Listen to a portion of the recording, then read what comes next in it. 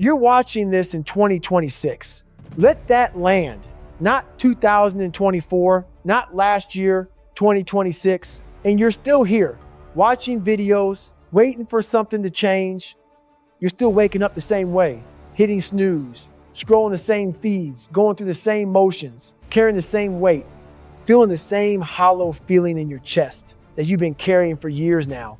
That feeling you keep meaning to deal with, that weight you keep saying you'll put down, that life you keep promising yourself you'll start living. When? When is the right time coming? Because I'm looking at the calendar and it's already 2026, the year you weren't even thinking about a few years ago, the future you used to imagine, and now you're in it. And what did you bring? What did you actually bring to this year? Be honest with yourself. Nobody's watching, nobody's judging, just you and the truth. And the truth is, you showed up to 2026 the same way you showed up to every year before it. Hopeful, unprepared, and carrying the same broken promises you made to yourself 12 months ago. This isn't an attack. This is a mirror. And you can look away or you can look directly into it. Most people are going to close this video in about 90 seconds because it's going to get uncomfortable. Because the truth always does. Because you spent so long running from honesty that when it finally catches you, your first instinct is to escape it, but you're still here. So let's talk. Let's really talk. Think back, go back in your mind to January of last year or the year before or 5 years ago. Pick a moment, any moment when you said things are going to be different. Got it? Now look at where you are today. Not where you thought you'd be. Not the version of yourself you promised everyone at dinner or at a party or in a journal you wrote 2 pages of and never opened again. The real version, the one sitting here right now. How much has actually changed? I'm not asking about the surface stuff, not the haircut, not the new phone, not the apartment you moved to or the relationship that ended or started. I'm talking about the core of you, the part of you that gets up in the morning, the part that faces fear, the part that disciplines itself, the part that follows through. Has that part changed? Because that's the part that runs your life. Everything else is noise, the habits, the mindset, the daily choices, the way you treat yourself when nobody's watching, the effort you put in when there's no applause, the decisions you make when it's hard and uncomfortable and the easier path is right there in front of you. That's who you are. And if that hasn't changed, nothing has changed. You know the statistics. You've probably heard them. 80% of people abandon their goals by February. 90% never see January out. And somehow you always thought you were in the other 10%. Every year you genuinely believed this was going to be the year. And every year February came in March and suddenly it was summer. And you told yourself you'd reset in the fall, and fall came and December hit. And you looked back at the year and said, next year I'll do it. Next year is now. This year is it. And already you're probably behind on whatever you said you'd start. Let's get specific because vague guilt is easy to ignore. Specific truth is harder to escape. You said you were going to get in shape, not kind of in shape, not just a bit healthier. You said real change. You said you were done feeling uncomfortable in your own body. You said you were going to start training. Going to change the way you eat, going to look in the mirror and feel proud. Did you? You said you were going to learn something new, a skill, a language, an instrument, a craft, something that challenged your brain and made you feel like you were growing. Something you wanted to learn for years. How many hours did you actually put into it? You said you were going to save money. You were going to stop spending impulsively. Stop numbing yourself with purchases. Stop treating dopamine hits like a personality. You were going to build something, a foundation, a safety net, a future. What does your account look like right now? You said you're going to read more. You said you're going to sleep better. You said you're going to stop drinking so much. You said you're going to call your family more. You said you were going to leave that job. You said you were going to start that business. You said you were going to end that relationship. You said you were going to fix yourself. Every single one of those promises had a version of you behind it. A version that was tired of being tired. A version that saw the gap between who they were and who they could be and felt the weight of it. A version that finally in that moment decided enough was enough. Where did that version go? Because they showed up for about a week, maybe 2, And then life got busy, or it got hard, or someone said something that knocked you off balance, or you had a bad day and said, I'll restart tomorrow. And tomorrow became a habit of starting over, a habit of intention without action. Be honest. What did you actually change? Write it in the comments. No lies. Now, here's where your brain's gonna push back, because it always does. It's gonna say, but you don't understand my situation. You don't know what I've been through. You don't know how hard my life is. You don't know about the circumstances, the setbacks, the unfair things that happened, the things that weren't your fault. And you know what? You're right. I don't. And it doesn't matter. Not because your pain isn't real. It is. Not because your circumstances don't make things harder. They do. But because the excuse, no matter how valid it feels, has never once made your life better. Has it? Has telling yourself it's too hard ever made it easier? Has telling yourself you're not ready ever made you more ready? Has waiting for the perfect moment ever made the moment arrive? There are people out there right now who had it worse than you. People who grew up with less. People who faced more. People who carried heavier burdens and still got up and did the work. That's not a comparison to make you feel small. That's evidence. Evidence that the obstacle is not the obstacle you think it is. The real obstacle is the story you keep telling yourself about why it's not possible, why it's not the right time, why you need just a little more preparation before you can begin. You've been preparing for years. You've read the books, watched the videos, listened to the podcasts, made the lists, done the journaling, bought the course, signed up for the thing, started 10 times, quit 10 times. Information was never the problem. Action was. You know what you need to do? You've known for years. Every single morning, before you even get out of bed, some part of you knows exactly what you should be doing with your day, your week, your life, and every single day, you negotiate with that knowledge. You bargain, you delay, you rationalize. You say, I'll do it later. I'll do it when I feel better. I'll do it when things calm down. I'll do it when I'm in the right headspace. And later never comes. Better never comes. The right headspace never comes. Because you're waiting for the feeling before the action. But the feeling comes from the action. The confidence comes from doing the thing you're afraid of. The discipline comes from acting without motivation. The identity comes from showing up even when you don't want to. You've had it backwards this whole time. Let's talk about where the time actually went. Because it went somewhere. You had the same 24 hours as every successful person on this planet, same 168 hours per week, same 8,760 hours per year. Where are they? The average person spends over 4 hours a day on their phone. That's 8 hours a week, over 1,400 hours a year, 60 full days. 2 full months of your life every single year spent on a screen, watching other people's lives, consuming content, scrolling, reacting, commenting, while your own life sits untouched. 2 months. Think about what you could build in 2 months of focused daily effort. A body, a skill, a business, a habit, a completely different version of yourself. And instead, you watch people you don't know live the life you say you want. And it's not just the phone. Let's be complete about this. The Netflix binges that started at 9 p.m. and ended at 2 a.m., the weekends that slipped away in comfort and convenience, the hours spent complaining about things you refuse to change, the energy spent worrying about what other people think, the afternoons spent doing almost work, busy work, the kind of work that feels productive but moves nothing forward, the conversations where you talked about doing things instead of doing them. Time is the one resource that doesn't come back. Money you can make again. Energy you can restore. Relationships, sometimes you can repair. But the hours are gone.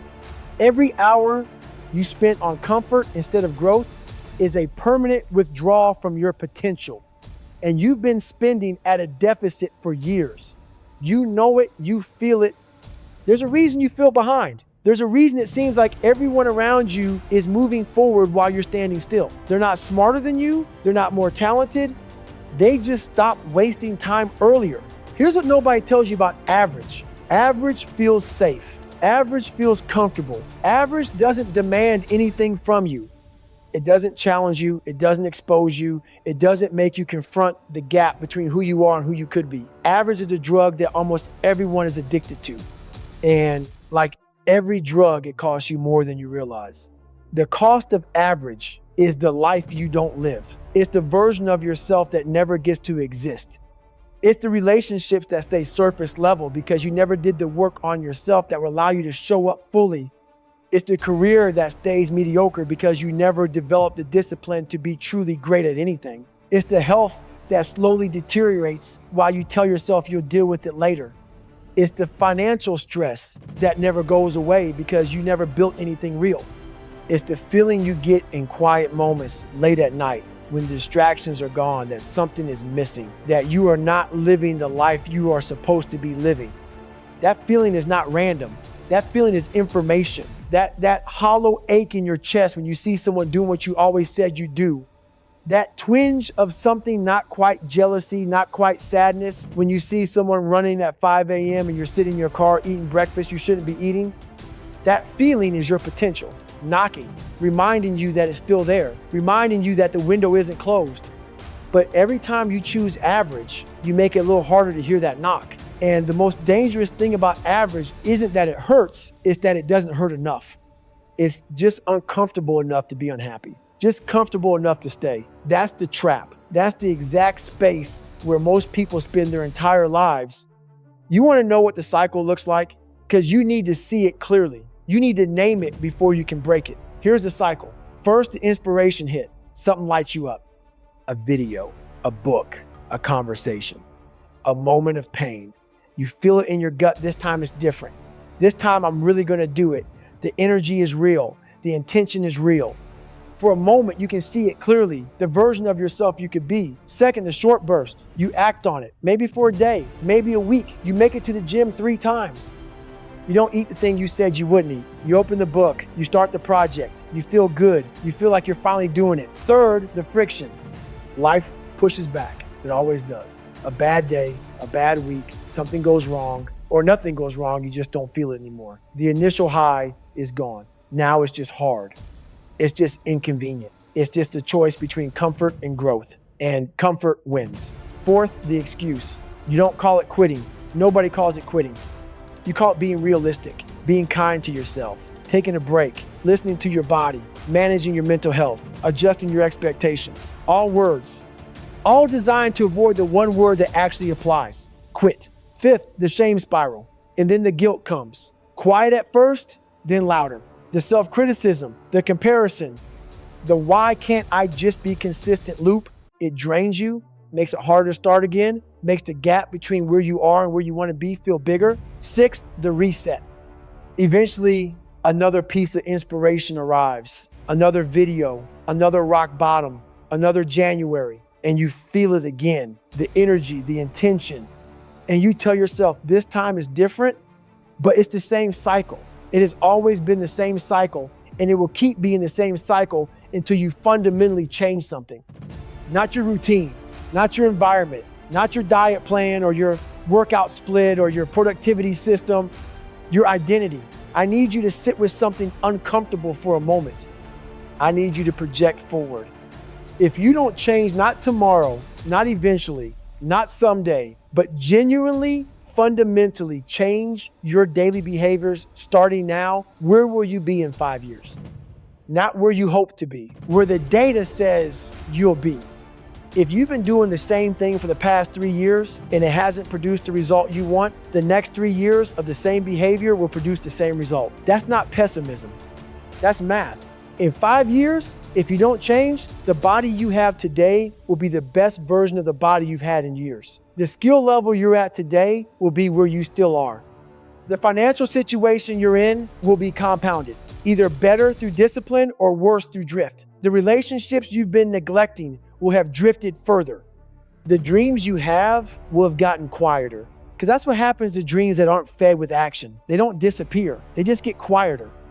They stop showing up as inspiration and start showing up as regret. And the worst part about regret, the thing that makes it the sharpest pain there is that it's always about the things you didn't do, not the failures, not the embarrassments, not the risks that didn't pay off, the things you never tried, the person you never became, the life you never lived because you kept choosing the safe, small, average version of existence over the terrifying, demanding, extraordinary version that was always available to you.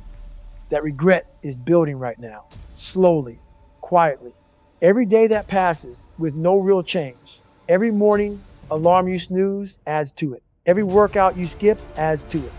Every difficult conversation you avoid adds to it. Every dream you silence adds to it. It's a debt. And eventually it comes due. Here's what I think you're feeling right now. Not just watching this, right now in your life. I think you're frustrated, not at other people, at yourself. There's a frustration that comes from knowing you're capable of more than what you're doing. That's different from the frustration of hitting your ceiling. You're not hitting your ceiling. You're not even close to it. You're frustrating yourself by sitting on the floor and telling yourself the ceiling is the sky. That frustration is a gift. It means the part of you that knows better is still alive. It means your standards haven't completely died. It means you still have a compass. It means somewhere inside you, there is a version of yourself that hasn't given up, that is still waiting, still patient, still hoping you'll finally stop talking and start doing.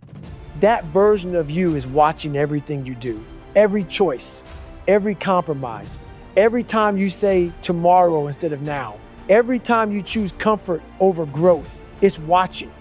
And every time you make the small choice, the cowardly choice, the convenient choice, you disappoint it. And you feel that disappointment. That's the guilt. That's the unease.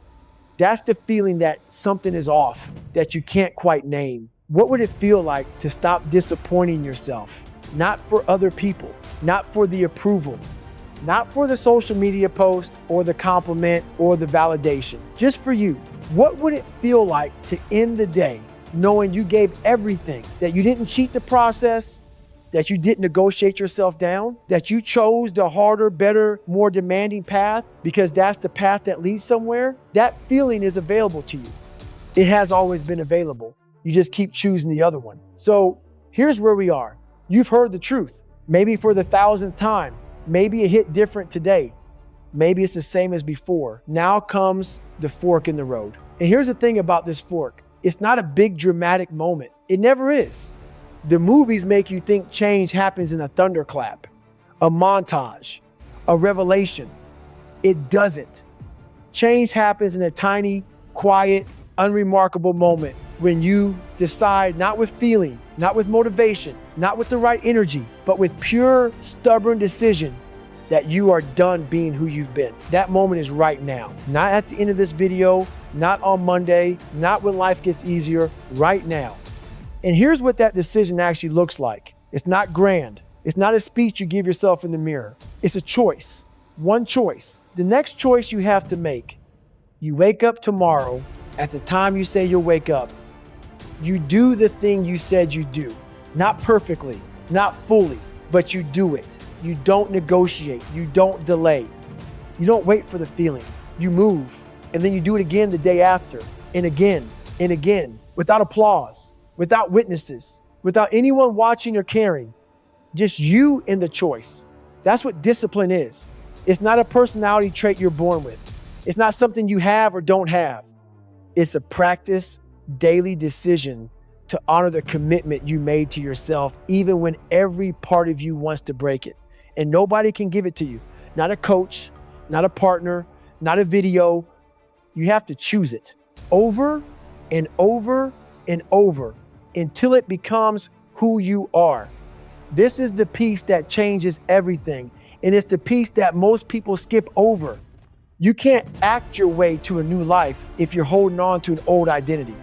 You cannot build a disciplined life while still identifying as someone who struggles with discipline. You cannot build a healthy body while still identifying as someone who isn't athletic. You cannot build wealth while still identifying as someone who is bad with money. Because identity is the filter through which every choice is made. Your brain defaults to behaviors that are consistent with who you believe you are. If you believe you're the kind of person who doesn't follow through, you won't follow through. Not because you're weak, because you're being consistent with the wrong identity. So the question isn't what do you want to do? The question is who do you want to be? And then how would that person behave today? The person you want to be, they're not waiting for motivation. They move anyway. They're not waiting for perfect conditions. They work with what they have. They're not measuring progress by how they feel. They measure it by what they did. They're not soft on themselves when they slip up. They acknowledge it and they get back up fast. They don't have more hours. They use the same hours differently. They're not fearless. They're just done letting fear make their decisions. That person is not fictional. That person is not some unattainable ideal.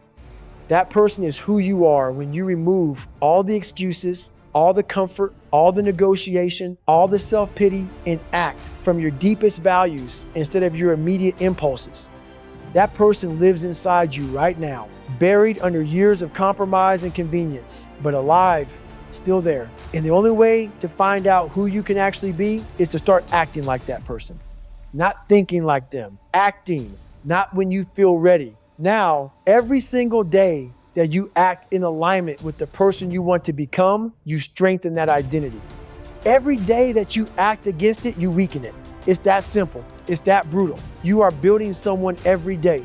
The only question is who. So let's end here, not with the motivational quote, not with the list of tips, not with a system or a strategy or a productivity hack, with a question. When you close this video, what are you gonna do? Not tomorrow, not after lunch. What are you gonna do in the next hour? Because that's the test. That's always been the test. The gap between who you are and who you wanna be is not closed by inspiration.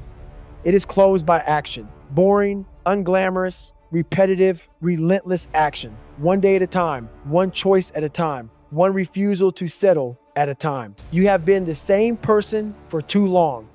You have been comfortable in discomfort for too long. You have been waiting for permission that was never coming. You have been living below your own standard, and you know it. The world doesn't need another person who almost made it, who almost changed, who almost became who they were supposed to be, but ran out of time, or ran out of courage, or just never quite decided. Decide now. Not because it's easy, not because you're ready, because it's your life, and it is moving right now, whether you are or not. It's 2026, and you're still the same. Unless you decide to change,